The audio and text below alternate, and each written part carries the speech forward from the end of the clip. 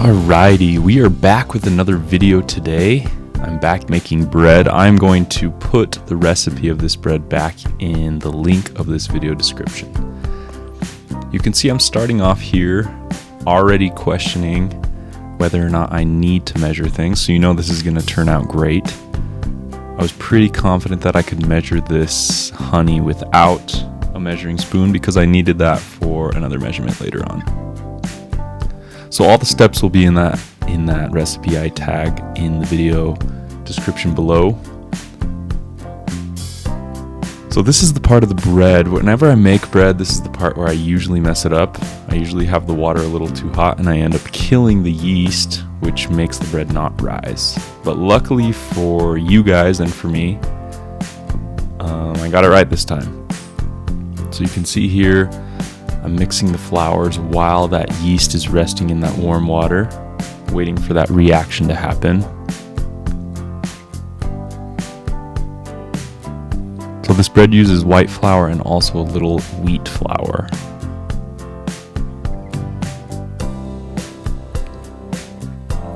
So you can see here there's some movement in there is what you want to see. That yeast is rising to the top and you know that reaction is taking place, which means that the bread is going to have a better chance of rising. So once I combine that flour into the bread, into the yeast mix, I give it a mix, realize that a whisk is not the ideal tool for the job I have. So I quickly switch that out for a rubber spatula, which is a lot better at just mixing it all together, not having anything stick to it. So once I mix that for a little bit, I'm going to eventually let it rise. So I kind of cut it a little bit so you don't have to watch me mixing it for the entire time that I did.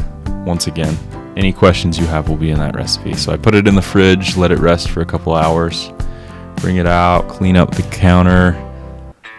And as we can see, that bread has some bubbles on the top, which means it raised a little bit.